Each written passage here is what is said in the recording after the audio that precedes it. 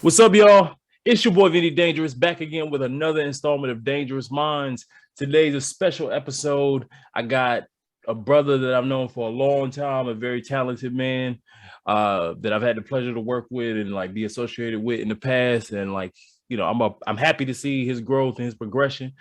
My man Michael Washington. Hey, how you doing, brother?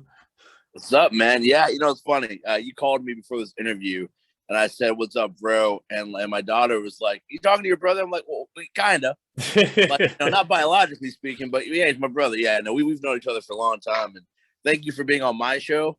And I'm super psyched to finally be on your. I mean, you've been doing this longer than a lot of folks. Yeah. I don't think I don't want to be. It's kind of becoming a cliche, but I don't think you get your flowers for just like how long you've been doing this, how you've been doing it. So, Vinny, thanks for having me on, buddy. Hey, I appreciate that, brother. I appreciate you being on the show. I finally, because of the pandemic and stuff, like we finally got around to get more people on the show more consistently. So, like, it was a gift and a curse.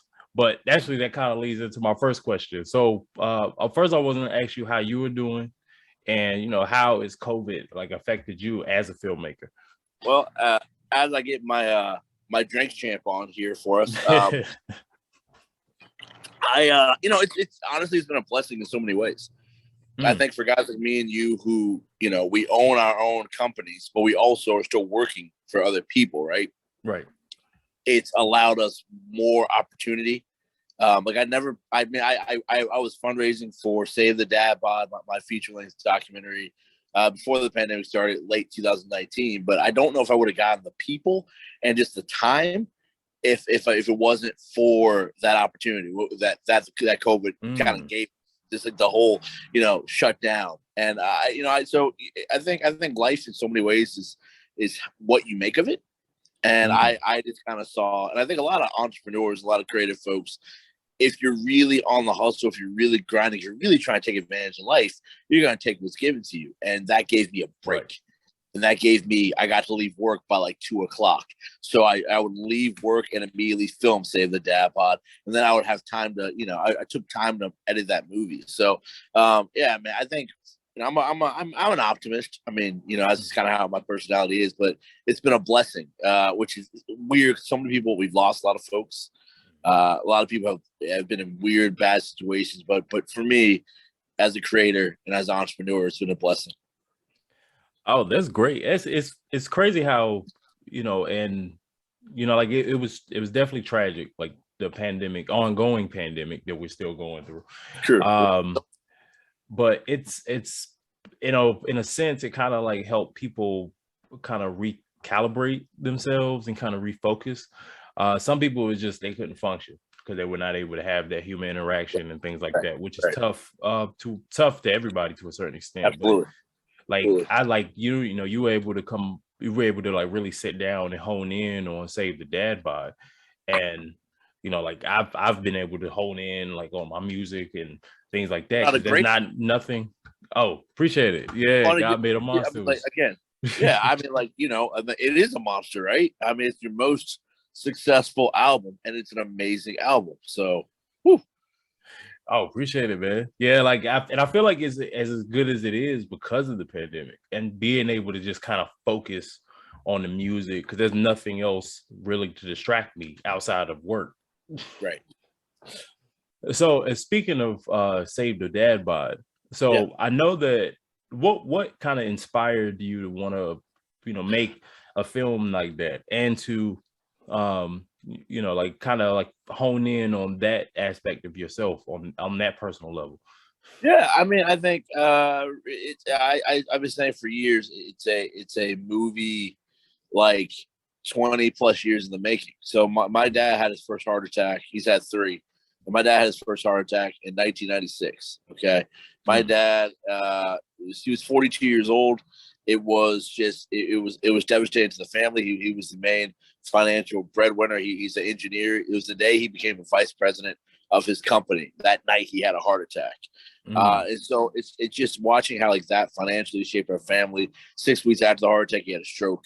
So it changed our life forever. And then, when I was in my my late 20s, like mid 20s, really, I was 26. I was diagnosed with with stage 3 kidney cancer, which I never would have found out about if my fiance, who's now my wife, did not make me, not even encourage, make me go to the doctor. She was like, hey, listen, if you want to be with me, get this checked out. I had a lump in my stomach and I was losing weight and that lump wasn't going down.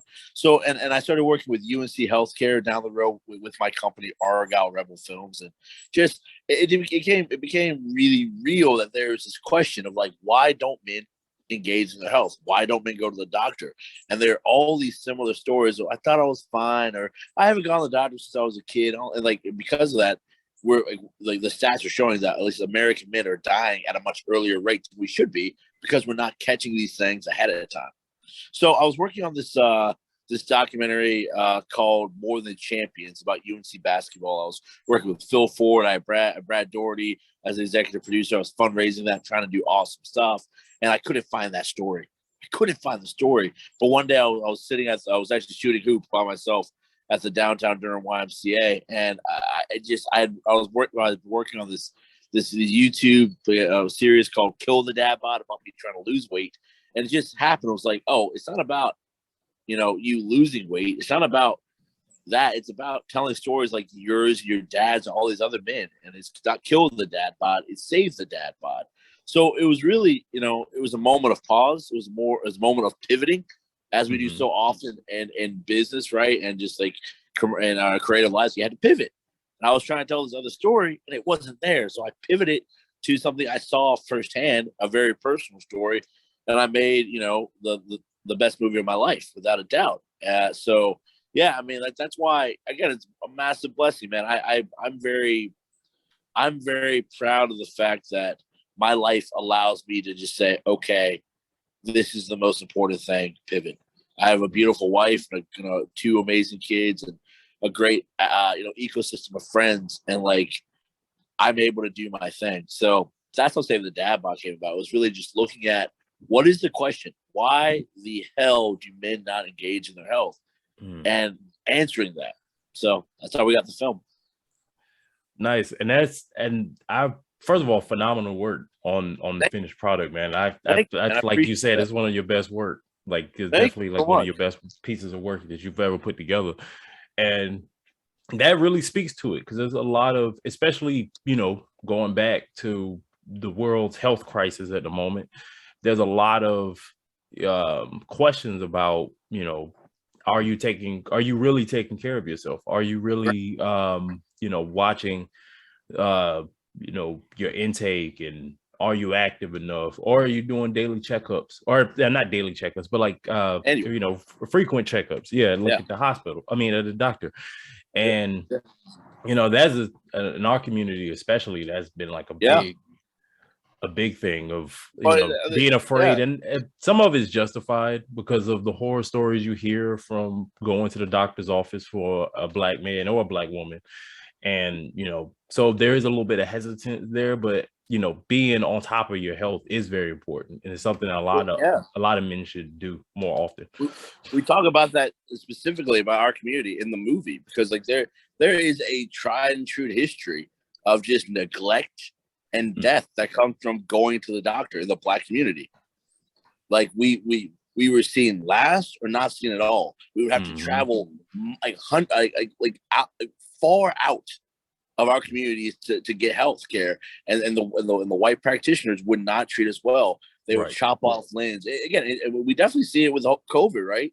There's this. I'm not going to get into the whole thing. I'm not a scientist. Okay, I'm not going to be that guy. But like, there are a lot of people who like don't want to get vaccinated, and then they start talking about Tuskegee. They start talking about all this health stuff. And I get it. I understand that. I have a very strong opinion about it, but I'm not going to go there. But it's just one of the things of I get it. But what we in the film is, and what we talk about in the film is that there's the reason you want to engage in your health is because you as a man love something, whether it's a sports team, your best friend, your girlfriend, your boyfriend, your partner, your wife, whatever that relationship might be, your kids. There's a reason for you sticking around. And like I say, and this actually came to me while making the movie. It was like I made a promise to my wife and my kids. I said I'd always be there for you. I said I'd always take care of you. And I can't do that if I'm not taking care of myself.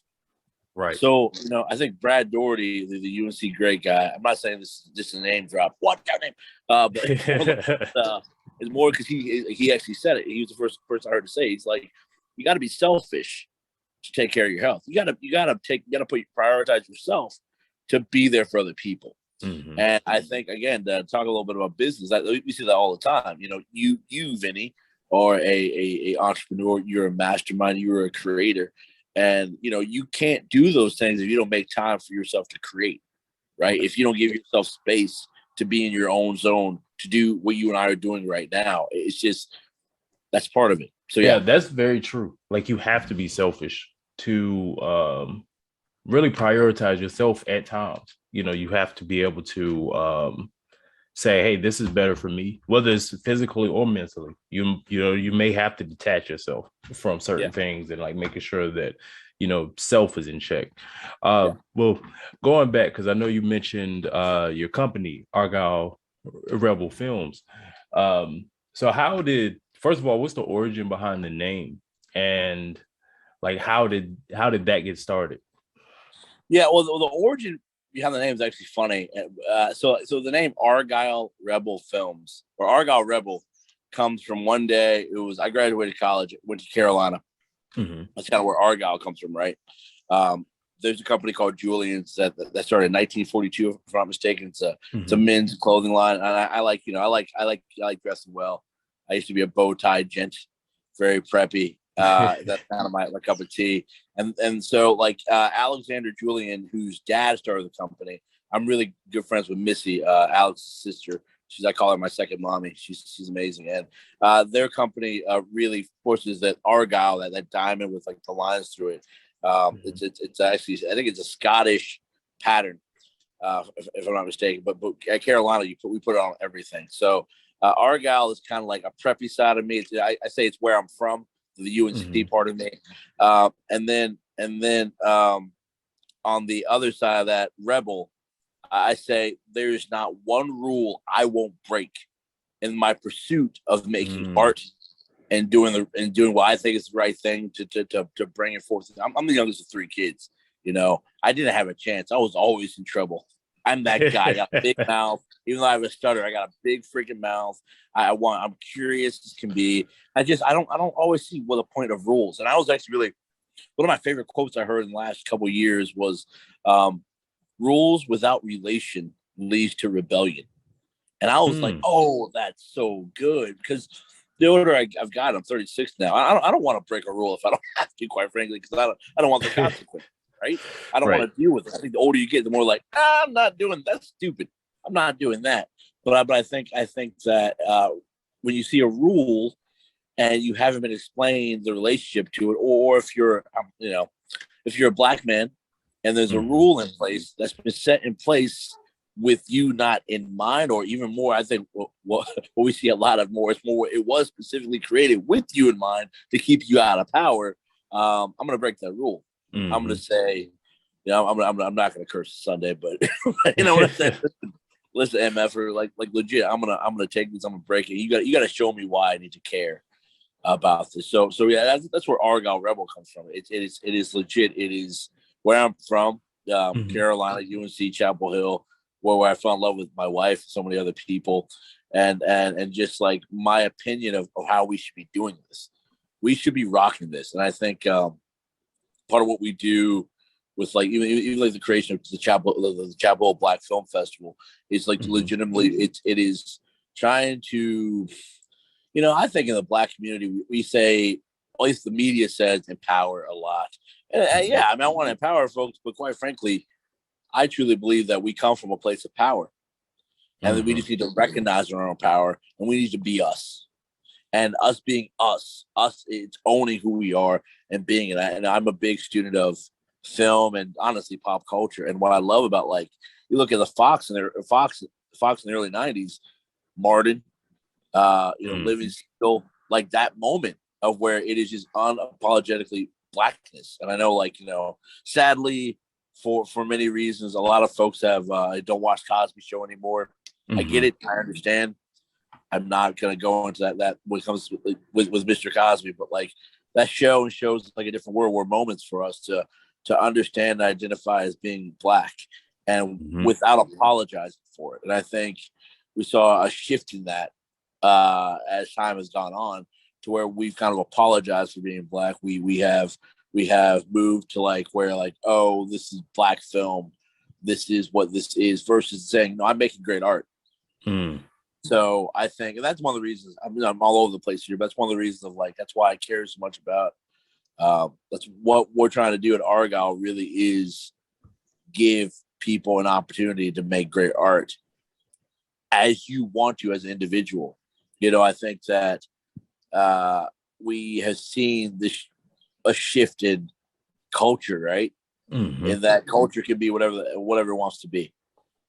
It can be like you know, you got to remember, there's a moment when I was growing up when Kanye was like the only rapper wearing a pink polo shirt. Yeah. Right. And now we see Kid Cudi in a dress. And that's cool. He's masculine. He's fine. I love Cudi.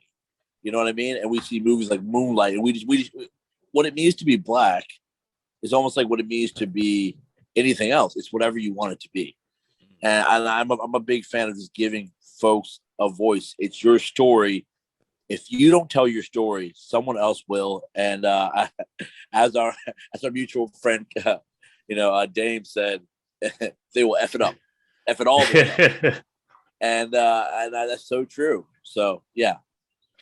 Yo, that's dope, man. Like, I love the philosophy behind, because it, especially the last couple years, it feels like, in a sense, Black as is being accepted in media to a certain extent, like, how others tell the narrative is basically nothing more than marketing.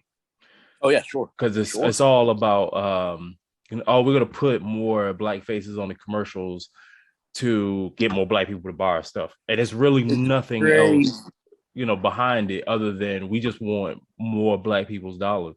But there is a shift of like for sure, like we hear like this phrase all the time, DEI, right? Diversity, equality, it's inclusion, right? Or it's the same thing, EDI, same thing, they switch it up. And what all that means to, like, I mean, I can't blame them. What it means to business is it's like, oh, well, okay, so I need 2.5 Black people to make this. Okay, good. Okay, here you go. 2.5 Black people, a mixed kid in there, a Black man, a white woman. Okay, fine, great. And but like, and that's actually why I get really mad sometimes, because like we I think as a culture we get really mad, like, that's not right. Like, but it's also like, y'all, they're trying to sell stuff. They don't care about you. Yeah. Like, and should you hate them? Like they're literally trying to sell their wares. That's what entertainment has become. It's art and commerce. We will use your art to make ourselves money. They're like, as a guy who loves business, and one thing you talk about when you're hiring folks is what motivates them. Right. If I can find out what motivates you, Vinny, I can get you to work really hard. And the thing of it is, with these businesses, they're motivated by making money. Yeah. That's what they are. So don't hate them for doing, what it is that they do. I tell the story often, like it's that fairy tale. I'm gonna screw it up. I screw up quotes also all the time, but it's like, there is like let's call it a fox. I don't know. There's a fox. He's trying to cross the river, and then there's a scorpion. The scorpion's on top of the fox, and so the scorpion's like, "Hey, fox, take me across the river. I need your help." And the fox like, "Nah, dude, you're a scorpion. You're gonna sting me, okay?" And then the scorpion's like, "I won't do that. I need your help to get across the river." So they're like swimming across the river, the body of water, whatever that might be, and the scorpion stings it, and they both go down. And the fox, as they're going down, is like, "Why did you sting me?" And the scorpion's like, "It's what I do." Right? Corporate America, corporations are built to make money. They will use you. They used Michael. They used Janet. They would have used Tupac if they could. Like, and they kind of are using Tupac now, right? Oh, like, yeah. Like, and, I mean, like the fact that, again, real quick, I just thought about this. Who's performing at the Super Bowl? Dre, Snoop and Kendrick. Yeah. Like, what, bro? Yeah, but yeah. So it was like Dr. Dre, Snoop Dogg, Public Enemy #1, who like like freaking like the reason we have parental advisory stickers besides Two Live Crew are gonna be at the Super Bowl. Mm-hmm. And the thing of it is that like, well, you can call Dre and Snoop a sellout if you want, a Kendrick a sellout if you want, but like really and truly, it's a business. And Oh so yeah. I don't know.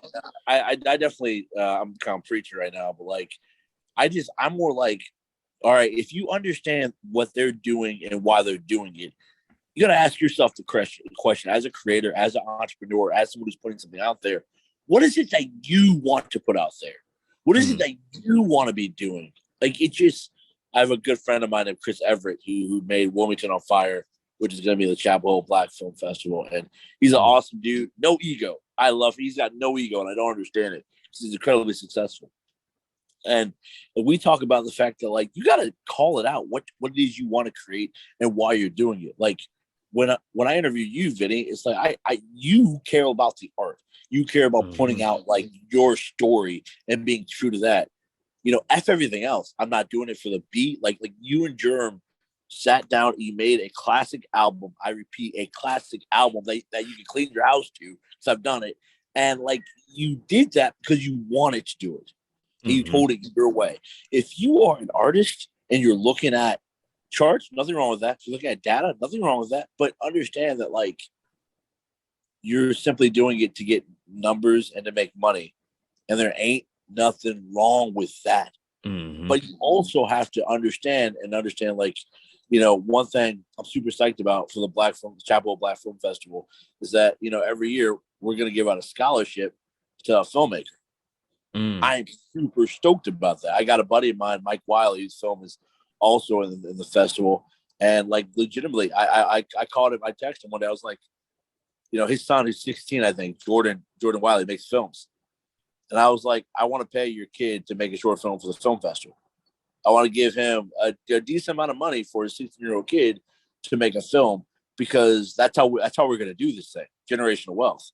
I'm going to actually, Jay says it really well, and his song. It's like one of the last songs off of his 444. Was like, yeah. It's talking about generational wealth. So it's like pretty much.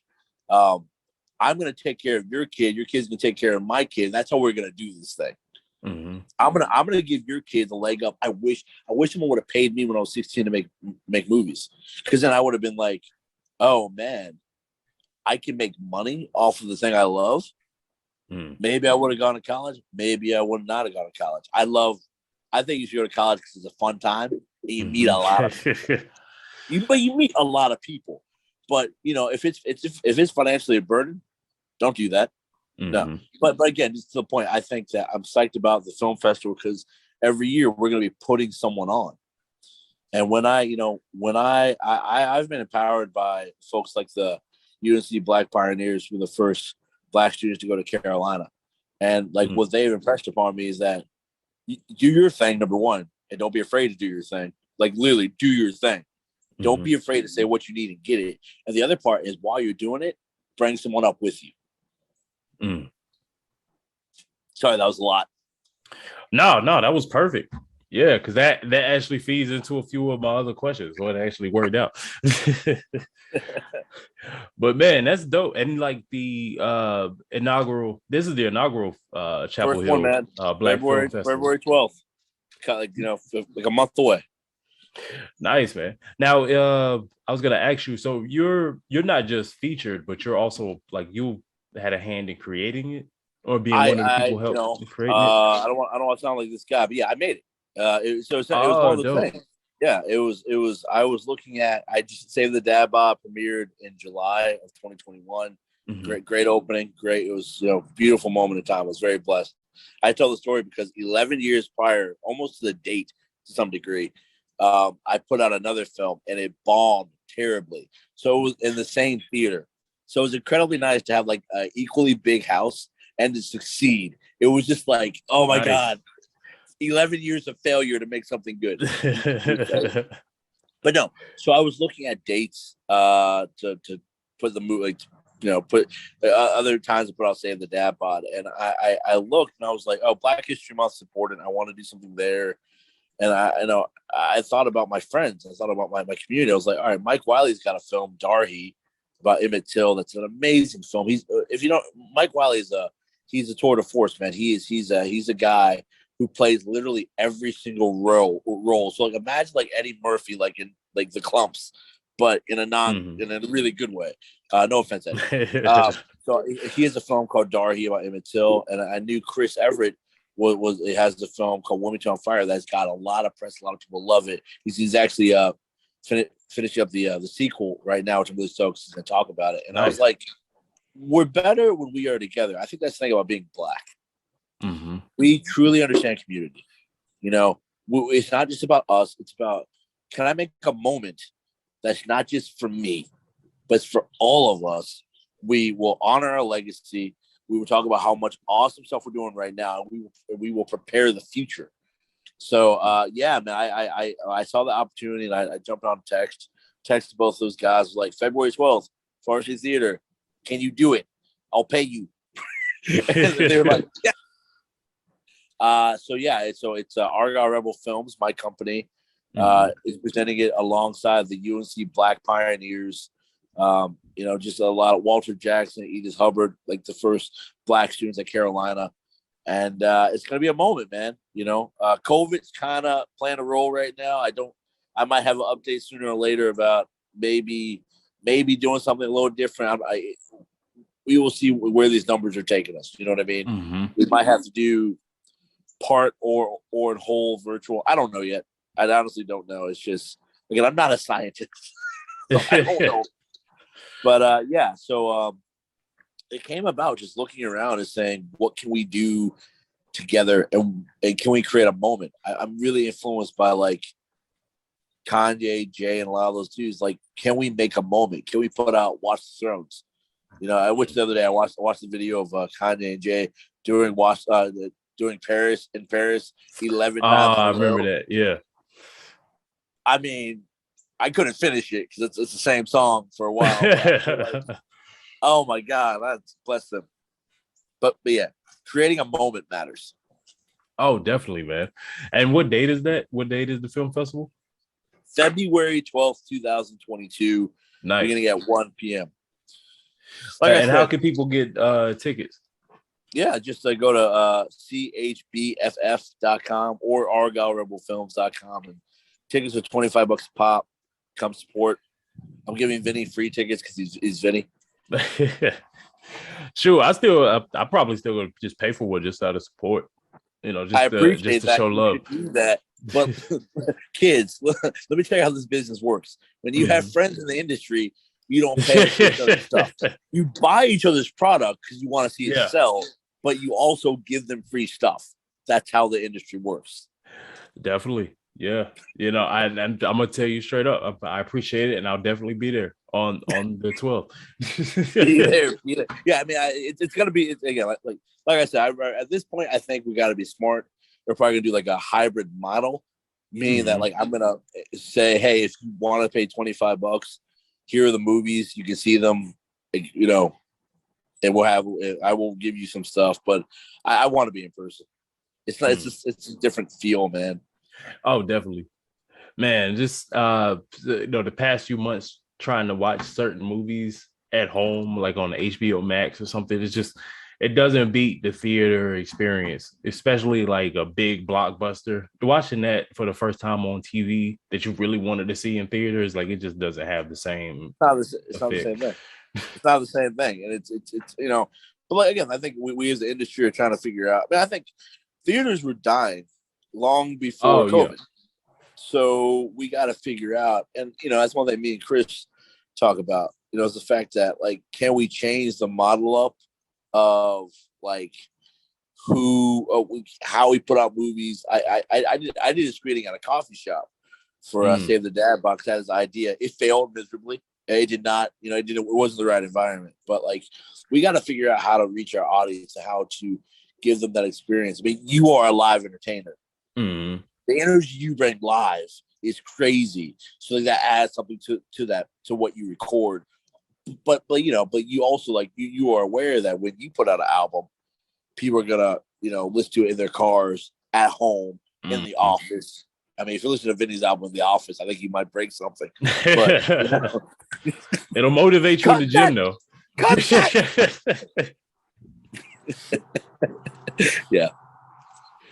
Oh, nice, man. And yeah, and being a live entertainer is a struggle. Just trying to figure out a way around this stuff, you know, just different things, you know, like to try to, because, you know, as much as we want to, being in person can be a little iffy, especially in the height of the pandemic before vaccines and stuff like that. It was pretty iffy. And I was asking because I'm also put the link to where people can get the tickets and everything in the bio when this goes up on YouTube. I appreciate that. Yeah, www.chbff.com. Okay, definitely. I'll make sure. So anybody seeing this, make sure y'all buy some tickets and support. Go, you know, make sure you check out the inaugural Chapel Hill Black Film Festival when it comes. It's gonna be a moment. Chapel Hill. And so I got just a couple more questions. I could do this all day. Captain America. Let's go, man. Let's go. I could too. You know how we get to talking for hours. True. True. So I was gonna ask you two things. One, I guess what would you say would be your favorite genre? A film or what? Film? A film, yeah. I mean, it's got to be comedy. I mean, really? You know, I think so. I think, you know, there's a lot of I mean, I started off as a writer making comedies. Like my first full-length film ever was called DDI. It was a fraternity movie. I called it the Hangover before the Hangover. Like legitimately, it was very similar to the Hangover before the Hangover came out. And it's just I have a bunch of scripts I have not filmed, and I have this thing called, you know, jokes per minute. How many jokes can you get out per minute just to keep your audience just like, you know, it's body shots, right? How many times can you hit them in the rib and just get them dying? So I love comedy. I think if I'm gonna just sit down, I'm probably gonna try to find something to laugh to. I'm really into I love dialogue heavy stuff. So like, you know, anything by I can't think of his name right now, but the guy who made West Wing and who did Social Network and I can't think of his name. Yeah, he's I can't remember his name right now. Newsroom and so like Soderbergh is what's coming out of my head right now, but he didn't do it. So anyway, it's you know, he did an amazing Steve Jobs movie. I can listen to his dialogue literally every single day of my life. I'm sorry for not remembering your name, sir. I'm a big Spike fan. Spike Lee, I think, does a lot with filmmaking. I was talking to Chris by him yesterday. One of the reasons I made Argyle Rebel Films is because of an article I read that Spike Lee couldn't get certain films greenlit. So Spike Lee is maybe one of the best American directors of all, and one of the greatest directors of all time. And he still has to go to a studio and beg to make a film. And they can still tell Spike Lee no. And I was like, no one will ever have the power to tell me no. I will, whatever it takes. I will keep the budget small. I'm going to greenlight myself. So, but it's like, so I think comedy is a big thing. And I'm definitely a sci-fi guy too. You know, some good sci-fi is good fantasy. I just honestly, I like dialogue. I like a beautiful performance. And I like a story that doesn't suck. And I'm definitely American in the sense that I don't really love a sad ending. You know, I want. That's my thing. I like a bleak downer ending to like a real cerebral movie. And you think everything is gonna work out fine, and then it just flips everything on its head, and it's actually tragic as hell, and that's just where it leaves you. Requiem for a Dream. Have you seen that, Aronofsky?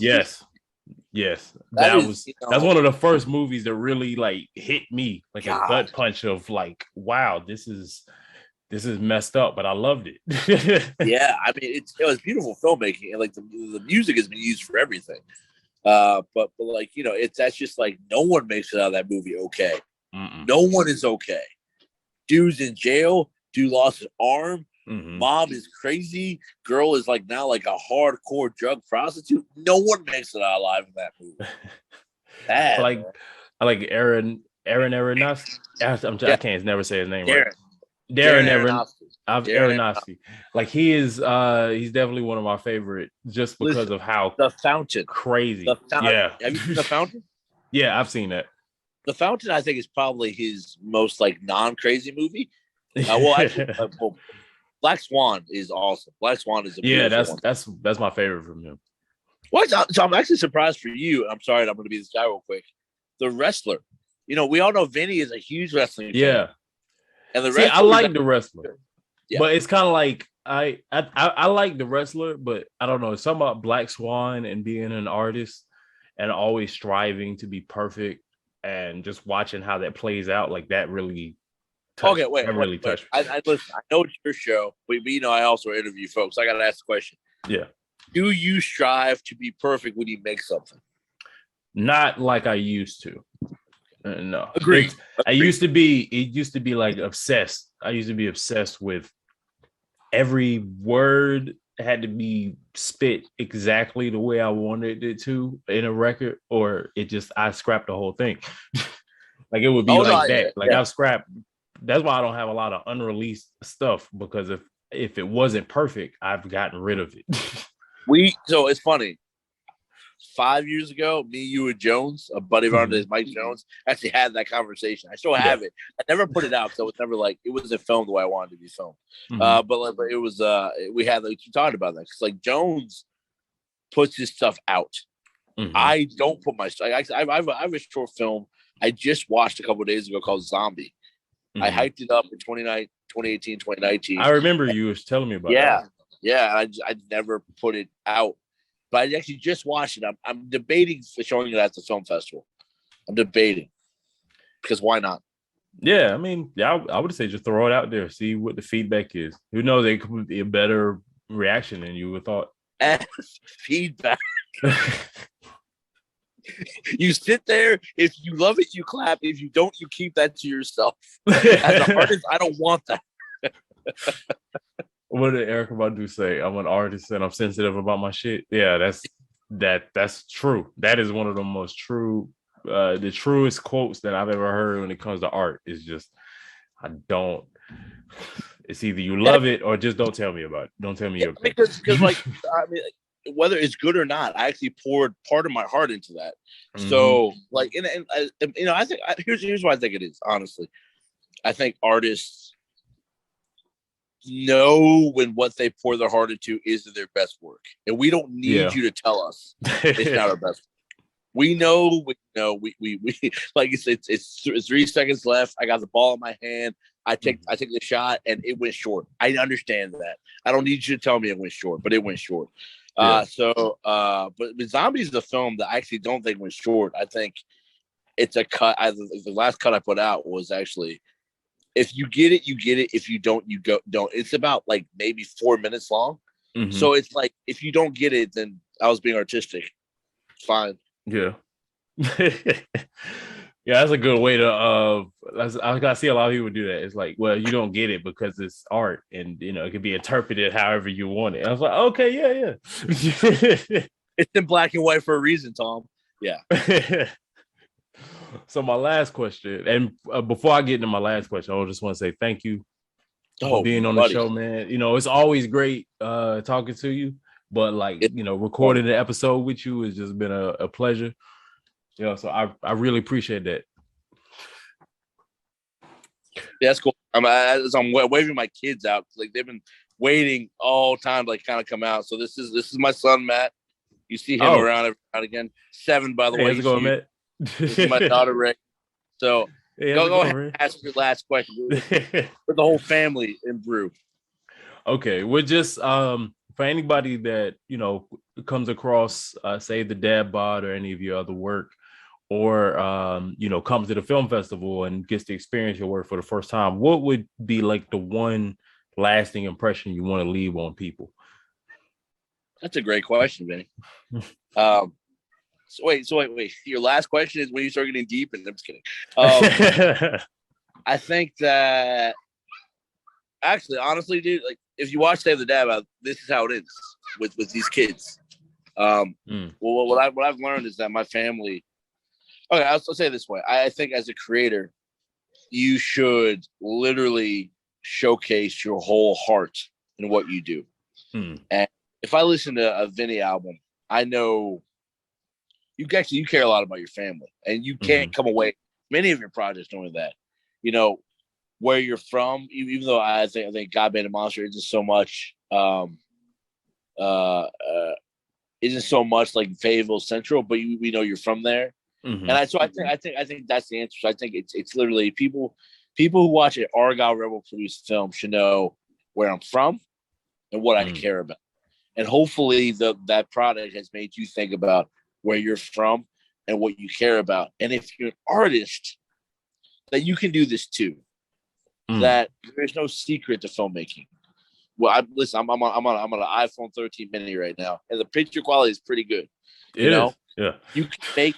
It's pretty dope, actually. It's my first time doing this. Anyway, you can make a great movie using the technology you have. You can get free software to edit, and you can do this yourself. For all the people out there who say you need millions of dollars, I don't spend money on my movies, but I have art in them. So I really want people to again, where are you from? What's important to you? The fact that if you want to do this, you can do it too. And hang out with Argyle Rebel Films, because in the next 3 to 5 years, my goal is to bring a full functioning giant studio to North Carolina, where we are doing what they're doing in Atlanta, Toronto, and LA.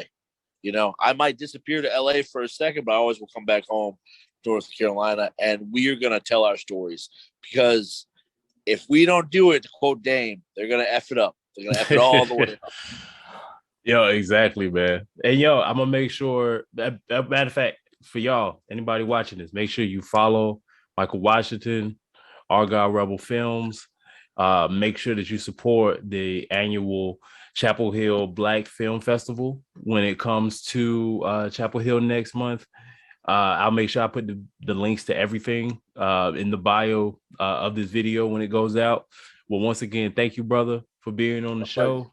My pleasure. Hey, listen, by the way, if you want to come to the film festival, you can't afford the film festival, hit me up. We don't stop because we don't have money. We're Black. We find a way. Exactly. All right, but until next time, it's been your boy Vinnie-Dangerous, Dangerous Minds, Michael Washington. Much love. Trust me, I'ma be ready when they come for me. Dying soon, black man, so he might be dying soon. One was to make it past 22, now he 28, that station's overdue. Just let you know I'ma be on guard. Whether no hood or a superstar, it really don't matter where we are. It just matters in the cars. The devil's working hard, so pray for me.